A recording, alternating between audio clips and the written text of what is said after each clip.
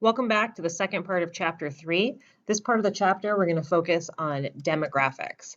Demographics are essentially the study of population, which includes the age and sex of population, how densely places are populated, how urban they are. It also looks at something called the natural growth rate, which we'll talk about, which includes birth and death rates. It also examines migration, both between and within countries. We'll talk about migration in the third part of chapter 3. And these patterns are very much tied to development, which we were talking about in the first part of chapter 3. So we want to know who lives where, and countries with higher populations on this map are represented by bigger shapes. This is a type of map called a cartogram. It's not really trying to tell you exactly where things are, but how many people live there. And you can see huge populations in China, India, Bangladesh, and Indonesia. And another way to look at it is there are more people living inside of the circle than outside of it. That part of the world is much more densely populated. Not urban, but more densely populated than much of the rest of the world. And so when we talk about population density, here's a population dense map. And so red is denser. Then certainly gray is one person, less than two people per square mile, which is a pretty low density. But you want to think about the fact that South and East Asia are still mostly rural places. So even though you might have over 500 people per square mile living there, that's actually not that many people per square mile. So when we look at this map of density, lots of people, but not, that doesn't necessarily mean big urban centers. So population has grown very, very quickly. Especially if we look at the past 10,000 years or so. Only in 1950, we were at 2.5 billion people. In 2012, we passed the 7 billion mark. Our population is growing very, very quickly. Some people believe that as population grows, we're going to wind up with more wars and famine, and we'll talk about that in a couple of minutes. Some people that I know who are demographers think that population will hit about 9 billion and then population growth will stop. So Malthus' theory of population, he was this preeminent thinker and writer about population in the late 1700s, early 1800s, and he was convinced that population growth would outpace food production and that global population would peak and then crash. So you can see on this little graph that basically you would have, once population started outpacing food production, you're going to get war and famine. He was very wrong. We have gotten really good at making food. We make way more food, grow way more food than we need to feed people. We in the United States alone, we waste nearly 40% of our food. It goes right in the trash. So hunger is not a problem with food production. It is a problem with food distribution. And so why was he so wrong? Because we are making more food faster than we are making more people, and we're doing it on the same amount of land. So we are not farming more land, but instead we are making more food on the same land. This is especially true in places like the United States, where we could grow an incredible amount of corn or soy on a farm than we could before. And so if you look at India, India is a poor, highly populated, mostly rural country that is much better at feeding itself than it used to. So if we look at population growth in the red, right, we look at rice and wheat productivity, and that is just totally keeping up with population, no problem. But there are serious concerns about the Earth's future carrying capacity, which we learned what carrying capacity was in part one, that basically we are not going to be able to keep up with this level of food production forever. Part of that is that food production right now, industrial food production at least, is heavily based upon fossil fuels.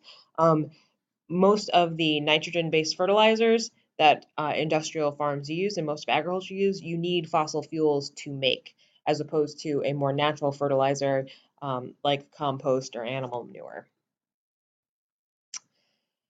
So let's talk about natural growth. Um, the annual rate of natural increase, which is called NIR on a graph, is births minus deaths as a percentage of the total population. And so less developed countries have a really high birth rate and a really high death rate, usually have high growth rates. More developed countries have low birth rates and low death rates, usually have low growth rates. So here is a billboard from Cairo that says, have no more than 2 children for the sake of a better life. So a lot of countries that are less developed or developing are trying to get people to have less children. China famously did this with their one child policy, which they've ended in the past few years, which had a whole other bunch of side effects to it, including infanticide, the killing of little girls because it's more valuable to have little boys. And now in the country, they have a lot of men who are of marrying age now, but a shortage of women for them to marry. And so we look at natural growth rates around the world.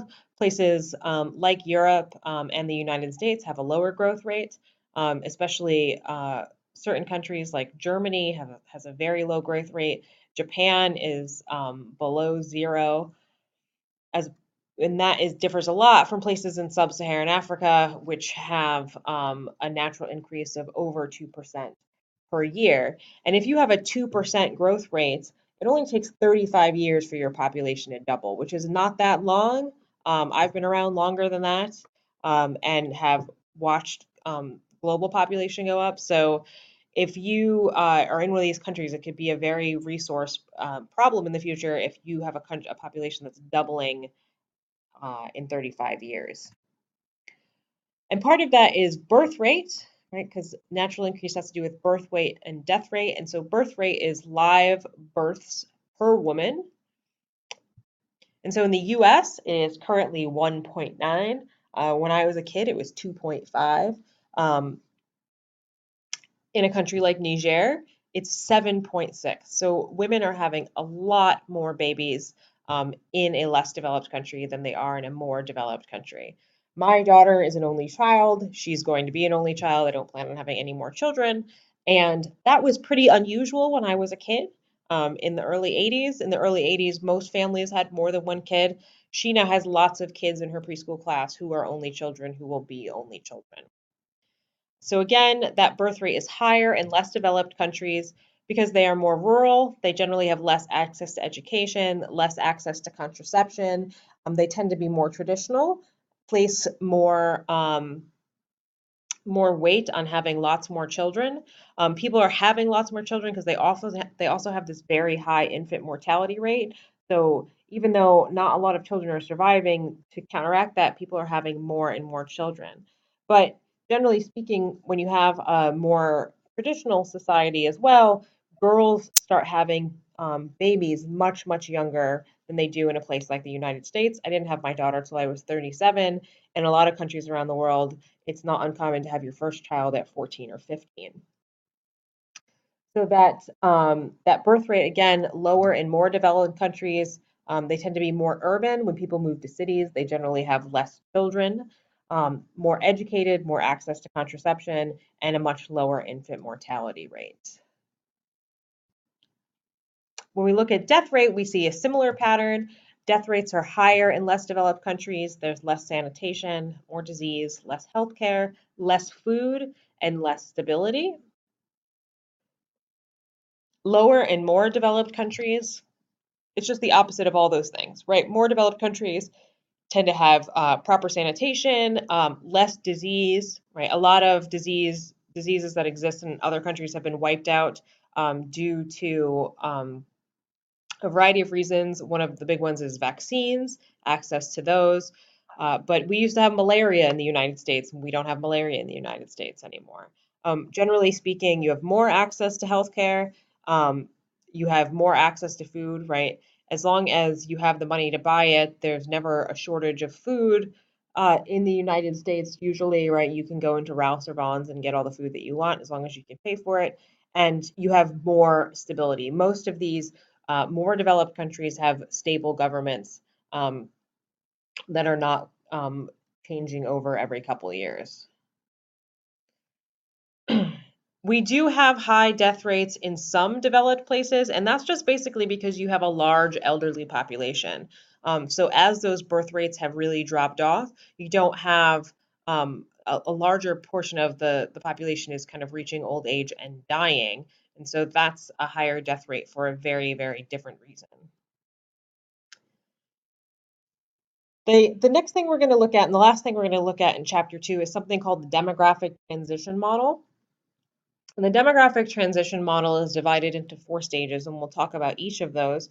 And basically, it's a way of understanding how natural growth rate changes as economies change. So, stage 1, you have a very high death rate, you have a very high birth rate, you have low growth just because the death rate is so high. All countries in the world have moved out of this stage. Nobody's in this stage anymore. There are certainly plenty of places that um, have high death rates, but not nearly as high as they used to be in stage 1. In stage 2, death rates begin to fall, but birth rates stay high. And so you have high population growth. So you still have a fairly high death rate in the beginnings of stage 2, but culturally speaking, that birth rate hasn't caught up yet, right? So people are still having lots and lots of children. This is the poorest countries in the world that are in stage 2 right now. So again, here's the example of Niger, and we're going to look at uh, these population graphs. There's one for Afghanistan there up top, which shows the percentage of the population, excuse me, the quantity of population. This one is in millions per age group for male and female. And so in stage 2, countries like Afghanistan and in Niger, a very high percentage of the population are children. So you can see here tons of children, much less people reaching old age. Mortality starts immediately. Each older group is smaller than the next younger one, right? Very low life expectancy.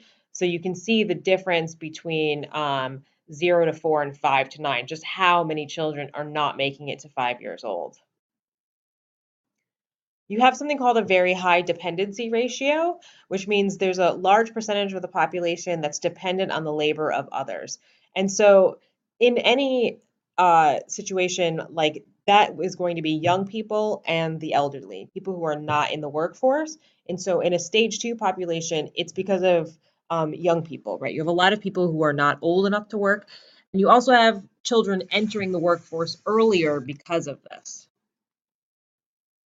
Stage 3 is those death rates continue to fall and birth rates start to drop as people become more urbanized, they industrialize, they get education, and they get access to contraception.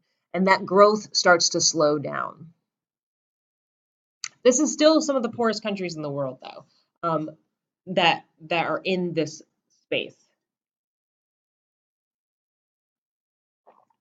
So if we look at the country of Mexico, which is in stage 3, which Mexico is certainly not one of the poorest countries in the world, but they do have a lot of poverty in Mexico. So you've had birth rates kind of plateau. Right? People are having more and more babies, but that birth rate has kind of stayed and started to drop, though. And the same thing with mortality. So now, because you have access to some better healthcare, you have a lot more children. So you saw in that previous graph, the gap between 0 to 4 and 5 to 9 was pretty good, pretty big. But now you have a lot more children reaching adulthood. So it's not considered fully developed. You have a lower dependence ratio just because you have more people getting older and staying in the workforce longer. In stage 4, you're considered a post-industrial society. You're mostly urban. Your birth and death rates are just about equal, and so you have low to zero growth. And this is the US, Western Europe, also includes Japan. So again, those birth rates have decreased dramatically. The population is aging. Look at the population of Belgium here, right? You have this big bubble right here, much less children. So if you want to imagine what this graph for Belgium will look like, in 20 years, it will taper off even more on the bottom. You'll have fewer young, fewer working aged people. And this bulge that right now is between 40 and 59 years old is going to move up between 60 and 79 years old. You're going to have lots of issues with elderly dependents, lots of people who are living longer, but not in the workforce in order to contribute to the economy. And so you have to think about who will do the jobs that keep the economy functioning, who will support older people who are no longer working. And a lot of people suggest that, immigration is an answer to this, right? If you don't have enough people in the working economy to support the elderly, you bring more people of working age into the economy. So that's the end of part 2. We're going to come back in part 3. We're going to briefly talk about urbanization. And then we're going to talk about political systems, and then you'll be all done with chapter 3.